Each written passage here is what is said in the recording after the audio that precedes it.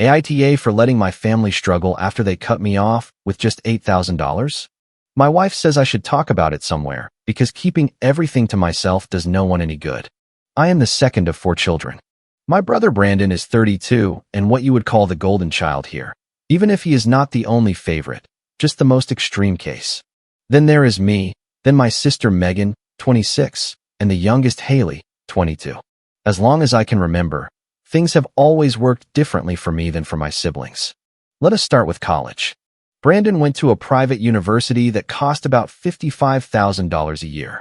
My parents paid every penny of his tuition, housing, and board for 4 years, about $220,000 in total. When he graduated, they also bought him a Honda Accord as a graduation gift, which cost another $25,000. Megan went to the same overpriced private university. Same treatment. My parents paid for everything. For years, all covered. They also paid for her sorority fees, her spring break trips, and a study abroad program in Italy. Easily another $230,000. She too received a new car for her graduation. Haley is finishing her senior year at another equally expensive private university. My parents are paying for everything for her, including her off-campus apartment which costs $1,800 a month. She drives a leased BMW that my parents finance.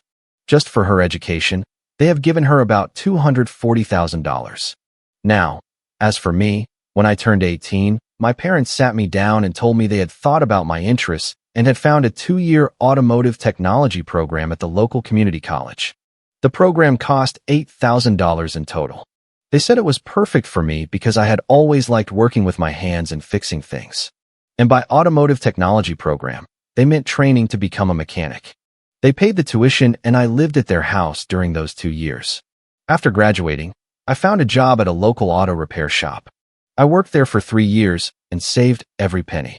I wanted to go back to school to get a business degree so I could open my own shop. I applied to the state university and was accepted. The tuition was $12,000 a year for in-state students. When I told them about my plan, they told me they were proud of me for being so independent, but they offered no financial help. I took out student loans and kept working while taking my classes. It took me 5 years to get my degree because I could only take a few classes per semester. In the end, I owed $35,000 in student loans while my siblings had 0 college debt. The car situation was another sore spot. When I needed a way to commute to work, I had to buy my own car. I found a used one with 93,000 miles on the odometer for $4,500. I saved up for months to buy it. Meanwhile, all my siblings received new cars as gifts. But what really broke me was the weddings. Brandon got married 3 years ago. My parents spent $45,000 on his wedding, which even surprised me because I would have expected a much larger event. They paid for everything without him even asking. Megan got married last year. Her wedding cost $50,000. My parents again paid for everything, and they even financed her honeymoon in Hawaii. Haley is not engaged yet, but they have already started setting money aside for her wedding. They sometimes talk about it, saying they want the perfect day when the time comes.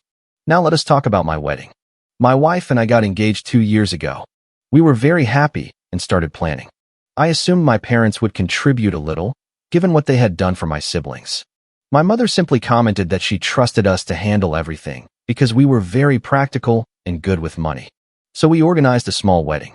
My wife's parents contributed $3,000, which was incredibly generous given their financial situation. We spent about $10,000 in total. My wife handmade the decorations. I borrowed a friend's sound system, and the reception was catered by a family-owned restaurant. It was not luxurious, but it was charming, and everyone had a great time. The problem started during family dinners after our wedding. My siblings would talk about their weddings, comparing vendors, venues, and gifts. Sometimes, they would say how cute and quaint our event had been, heavily emphasizing quaint. These comments always sounded condescending, not overtly mean, but with a tone suggesting our wedding was inferior. The worst part was my parents nodding and sometimes adding their own remarks, using words like simple or modest. The financial differences went far beyond major events. Every Christmas, my siblings exchange expensive gifts. Brandon spends $200 to $300 per person. Megan does the same. Even Haley, although a student, gives generous gifts that I know are financed by my parents. My wife and I have a budget of $25 per person. We make sure the gifts are thoughtful and personal, but we cannot compete with the expensive items my siblings give.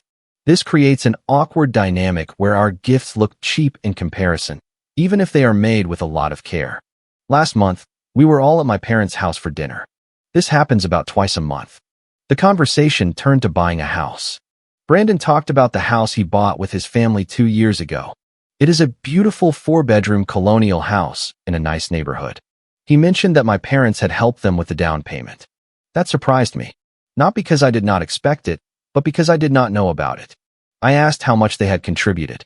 Brandon looked uncomfortable, but admitted it was $40,000.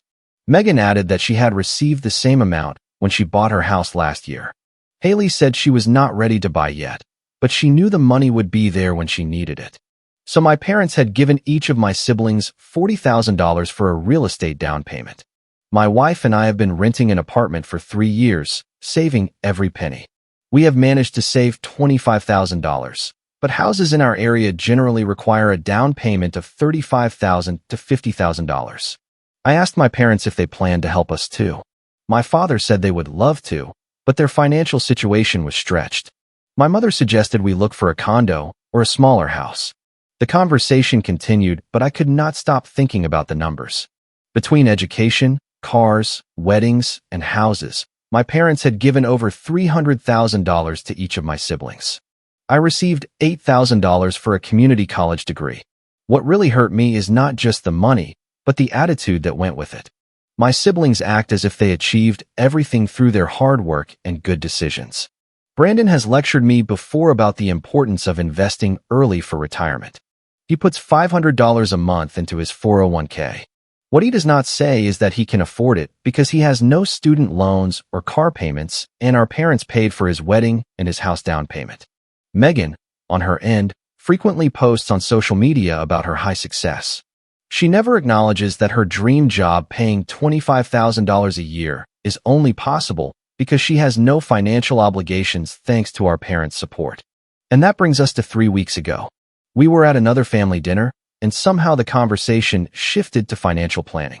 Haley asked for budgeting advice as a new graduate. Brandon started explaining the importance of an emergency fund.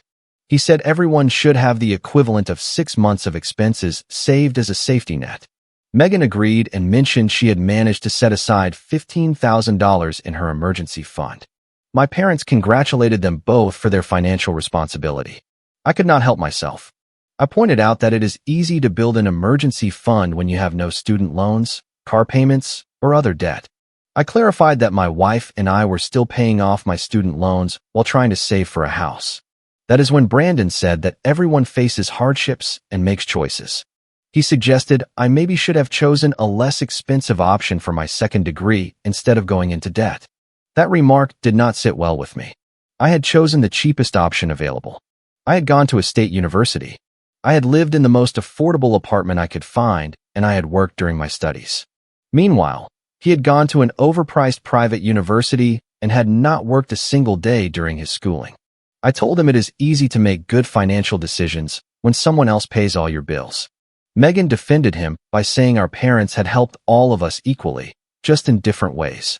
She pointed out that I had received technical training that led me directly to a job, which also had value. Technically, that is true, but it ignores the massive difference in the amount. My training cost $8,000. Their education cost over $200,000 each. The value was absolutely not equivalent. Haley tried to play mediator and suggested changing the subject, but I could no longer keep pretending that everything was fair. I asked my parents directly why there was such a huge difference in the support they had given their children. My father said they had done their best to help each of us according to our individual needs and interests. My mother added that they had always tried to be fair, even if the amounts were not exactly equal. I asked what was fair about giving nearly $300,000 to 3 children and only $8,000 to the 4th. My father said he had never looked at it that way and had not realized the amounts were so different. The conversation ended awkwardly with my parents saying they needed to think about what I had said.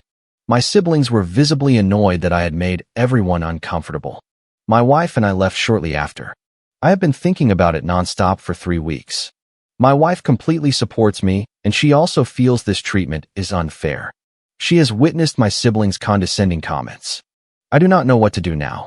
The financial disparity is one thing, but the accompanying attitude is what hurts me the most. My siblings genuinely believe they have earned everything they have through their hard work and good decisions. They do not acknowledge the massive head start our parents gave them. When they give advice on money management or career success, they completely ignore the role our parents' support played in their achievement. I keep wondering if I was wrong to bring it up. Maybe I should be grateful for what I received and focus on my own life. But it is hard to ignore such an obvious double standard, especially when I am reminded of it at every family gathering. A few days after my post, my mother called me and asked if we could grab lunch together to talk about our discussion at the family dinner. She started by saying she had thought about what I said. She explained that she and my father never intended to treat any of their children unfairly. She said they made their decisions based on each child's needs at a given time, without a premeditated plan to favor some more than others. I listened, but it did not make much sense. She said Brandon needed a lot of support because he was the first child and they wanted to ensure he succeeded. That Megan needed help because she worked in the nonprofit sector, which did not pay well. And that Haley needed support because she was the youngest, and by the time she went to college, they had more financial means. When I asked her where that left me, she replied that I had always been so independent and capable that they thought I would do just fine on my own. In fact, she said they were proud of how I had succeeded without much help. This explanation frustrated me even more. Basically, they were saying they gave me less help because I was self-sufficient, while they gave my siblings more because they needed it. I felt like I was being punished for being responsible. I told her the numbers do not lie, even if their intentions were good. The result is that my siblings received about 40 times more financial support than I did. She admitted the numbers were probably accurate, but said focusing on money was not the right way to look at family relationships. I replied that love cannot be measured in money, but financial support can. I pointed out that my siblings had benefited immensely from this support, which allowed them to start their adult lives debt-free and with significant advantages. The conversation ended when my mother said she needed to talk it over with my father. She asked me not to discuss it with my siblings until they had time to think about it together. 2 days later, my father called me. He was much more direct than my mother. He said he understood I was upset about the financial differences, but wanted me to see the big picture. He explained that supporting your children is not just about spending equal amounts. He added that even though they supported the others financially, they supported me with love, and that is something money cannot buy. But that was not true either. He then tried to justify my community college program by saying it was a smart investment that led directly to a good job. He pointed out that many college graduates struggle to find work, whereas I had been continuously employed since finishing my training. My father concluded by saying he hoped I could move on and focus on the positive aspects of our family relationships, which I understood as move on, your brother and sisters matter more than you. Last weekend, my wife and I were at Haley's place helping her move some furniture. Haley had been distant with me since the family dinner, and I could feel she was uncomfortable because of this whole situation. During a break, she asked to speak to me privately. We stepped out onto the balcony, and she confessed something to me. 2 years ago, when I was finishing my business degree, she overheard a conversation between my parents and Brandon. They were discussing whether they should help me pay off my student loan since I was struggling to make payments while saving for the wedding. According to Haley, Brandon advised them against helping me. His justification was that I did not need it and that he might need that money later. Haley said our parents seemed willing to help me until Brandon made his remarks. After that conversation, they decided not to offer me any help, which means my parents had considered helping me, but my own brother talked them out of it. Brandon had actively worked to prevent me from receiving the same support he had enjoyed his entire life. Haley also told me that Brandon had made similar comments when our parents brought up a possible contribution to my wedding. I asked her why she was telling me all this now. She replied that she had felt guilty for 2 years, but after the family dinner, she could no longer keep it to herself. She realized how unfair it all was, especially because she had no idea how little my parents had given me compared to them. Monday, I called my parents and asked to speak to them again. I told them what Haley had said and asked if it was true. My mother confirmed they had considered helping me pay off my loans, but ultimately decided not to. They apologized for all of it, for listening to Brandon, but I think they still believe it was a good decision because they say that since he is the oldest and the most experienced, his financial advice was worth taking seriously. I was not wrong when I said my older brother was the favorite among favorites. I needed to have a direct conversation with him about this. I called Brandon and told him Haley had told me about his discussions with our parents regarding my financial help. I asked him to explain his logic. His explanation did not clear anything up. If anything, it showed how being the golden child can damage your mind. To him, I had proven I did not need money, so not giving me any was the right decision. I told him he could have proven the same thing, but since everything had always been handed to him on a silver platter, he never got the chance. The conversation ended badly.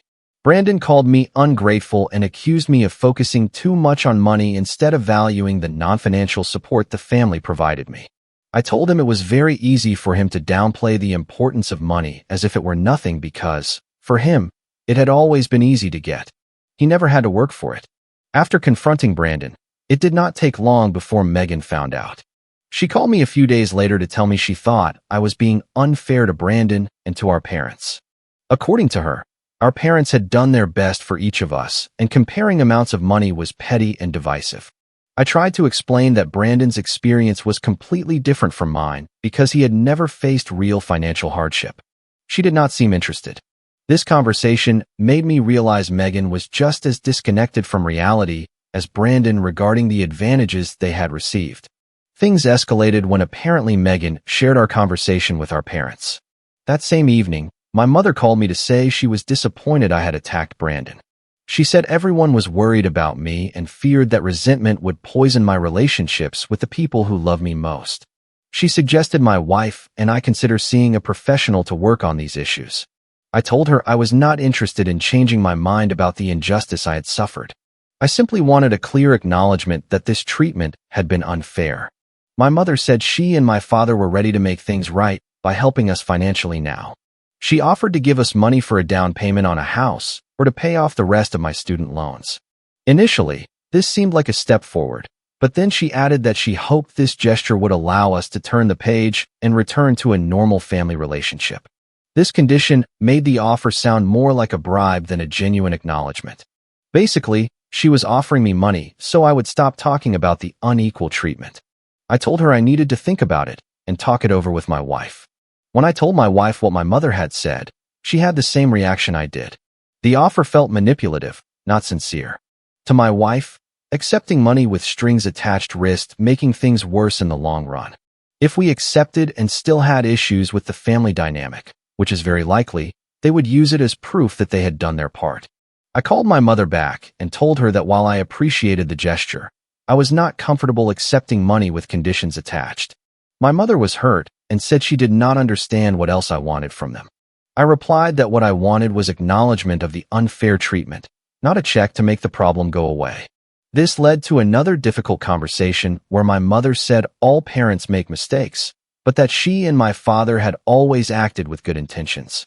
I acknowledged their intentions might have been good, but pointed out that what really matters is the impact of their actions. The conversation ended with my mother saying she was disappointed that their offer was not enough to repair our relationship, and that she hoped I would reconsider my position and think about what really matters in life. After turning down my parents' conditional offer, family gatherings became very tense. Brandon and Megan were clearly frustrated that I had not accepted our parents' peace offering. Haley, on the other hand, seemed to better understand my position. After dinner, she pulled me aside and told me she thought I was right to refuse the conditional offer. She said our parents were trying to buy their way out of responsibility instead of truly facing the problem. Regardless, it has become clear that the family dynamic is more toxic than I thought, and simple conversations about fairness will not be enough to fix the deeper issues. A month ago, we celebrated Haley's graduation. My parents hosted a celebration at a very nice restaurant. The whole family was there, including relatives I had not seen in a long time. During dinner, my uncle asked Haley what her plans were after graduation. She mentioned she planned to travel around Europe for 6 weeks before looking for a job. He asked how she intended to finance this trip, and Haley calmly replied, "It was a graduation gift from our parents." I later learned this trip cost my parents about $12,000, including flights, hotels, and spending money. After dinner, I asked to speak to my parents privately.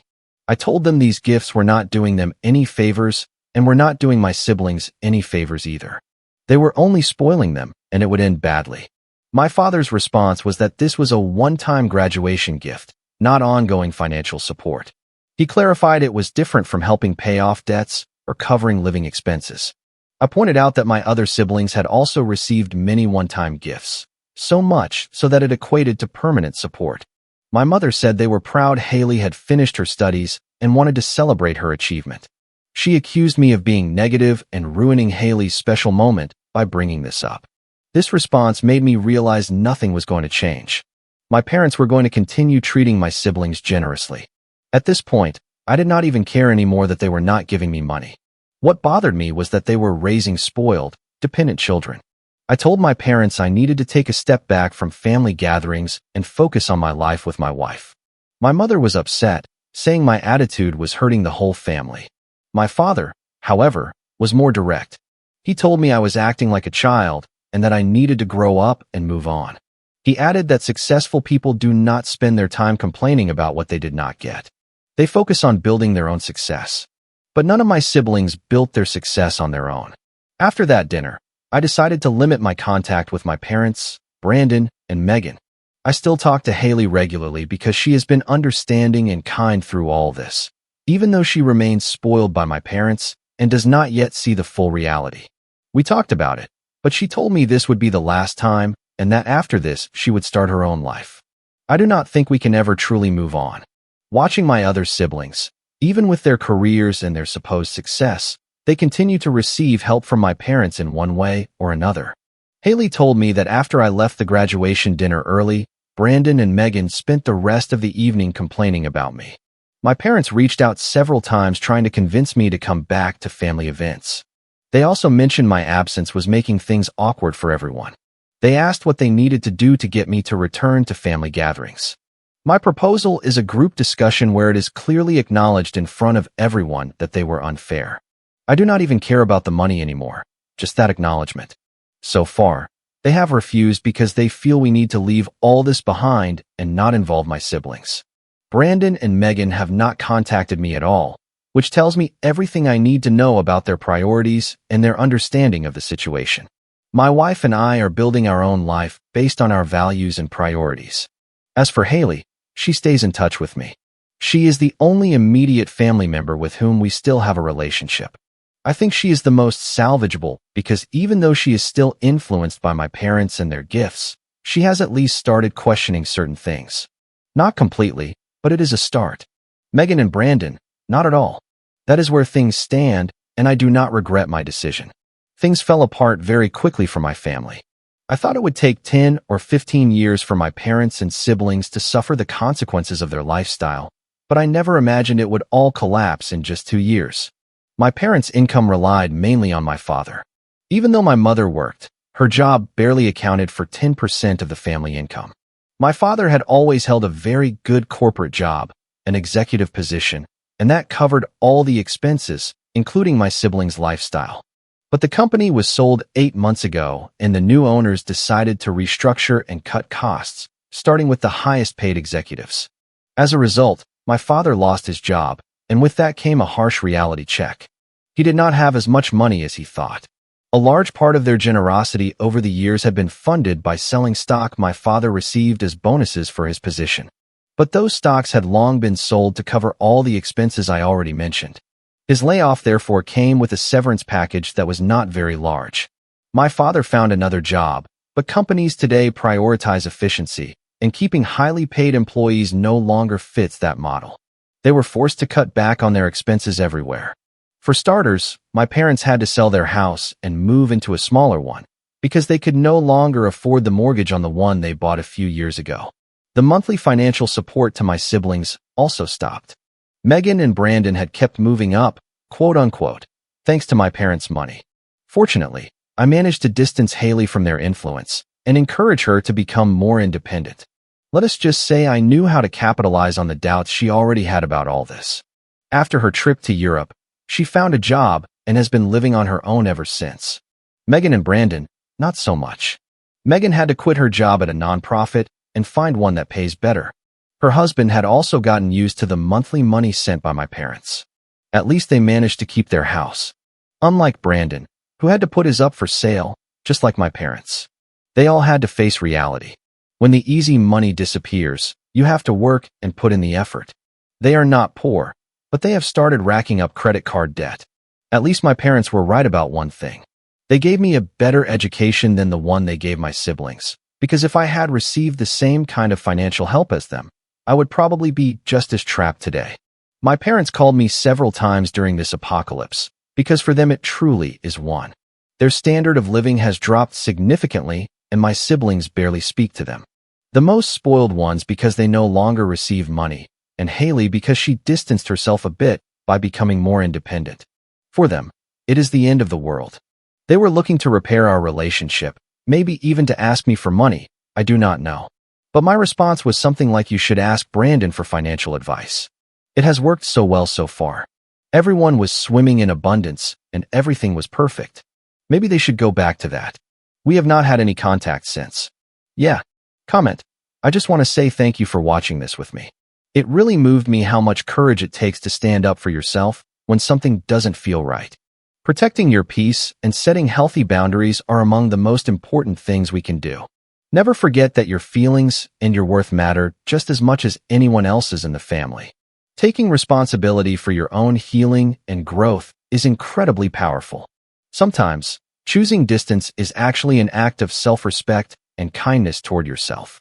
I hope you can be gentle with yourself as you work through difficult emotions. Remember that real love and support should lift you up rather than weigh you down. Take some time to reflect on the relationships in your life and what truly brings you peace. I'd love to hear your thoughts in the comments below. If you like the stories, don't forget to leave a comment and support the channel by subscribing. See you in the upcoming stories.